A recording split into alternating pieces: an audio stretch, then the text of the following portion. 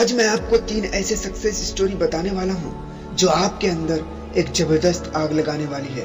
अगर आप अपने लाइफ में कुछ भी पाना चाहते हो तो ये 3 सक्सेस स्टोरी जरूर सुन लेना, क्योंकि कुछ भी पाने के लिए अंदर एक आग का होना बहुत ही जरूरी है।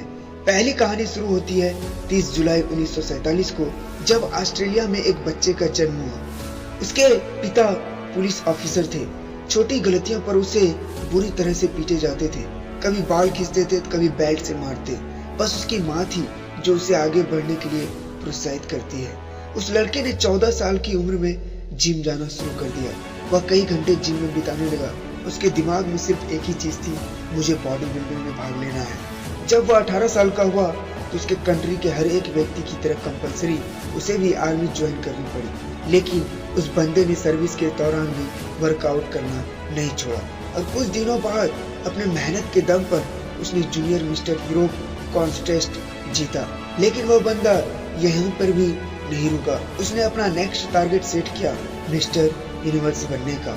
वह अमेरिका जाकर ट्रेनिंग लेने लगा और वहां पर अपने दूसरे अटेम्प्ट में मिस्टर यूनिवर्स बन गया। लेकिन वह बंदा यहाँ पर भी नहीं रुका। वह मात्र 23 साल की उम्र में मिस्टर ओलंपिया बन गया, जो कि एक वर्ल्ड रिकॉर्ड था। लेकिन वह बंदा अभी भी नहीं रुका। उसने फिर एक सपना देखा कि वो बॉलीवुड और हॉलीवुड फिल्मों में एक्टिंग करने का। काफी मेहनत के बाद उसे एक फिल्म मिली, द लॉन्ग गुड बाय। लेकिन इस फिल्म में उस बंदे का एक भी डायलॉग नहीं था। 1977 फिर उसे एक फिल्म मिली, पंपिंग आयरन, और यह फिल्म थी जो उसे पहचान दिलाई। और फिर 1982 में उसे फिल्म मिली, कोनान द बारबेरियन, जो कि सुपरहिट रही।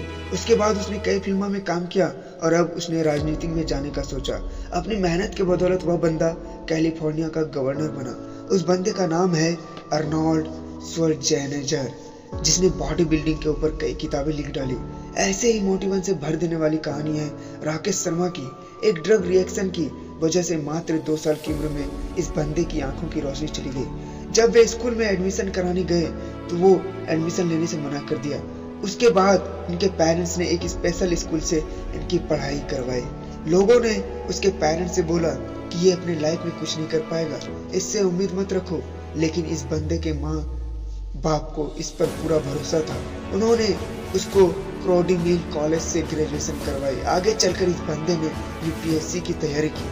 और आपको जानकर हैरानी होगी कि अंधा होने की वजह से जिस बंदे के माँ बाप को लोगों ने ये बोला था कि इससे उम्मीद मत रखो, ये कुछ नहीं कर पाएगा, उसी लड़के ने अपने मेहनत की बदौलत फर्स्ट अटेम्प्ट में ही यूपीएससी क्लियर करके उनके मुंह बंद कर दिया और बन गया आईएएस राकेश शर्मा। लोग कुछ भी बोले उनको बोलने दो, बस तुम्हें सोते जागते उठते बैठते अंदर से एक ही चीज सुनाई देनी चाहिए कि तुम्हें किसी भी कीमत पर अपने लक्ष्य तक पहुंचना है। ऐसे ही एक जुनून से भर देने वाली कहानी है सेडियो मैने की, जिसे सुनने के बाद आप बहाने मारना भूल जाओगे।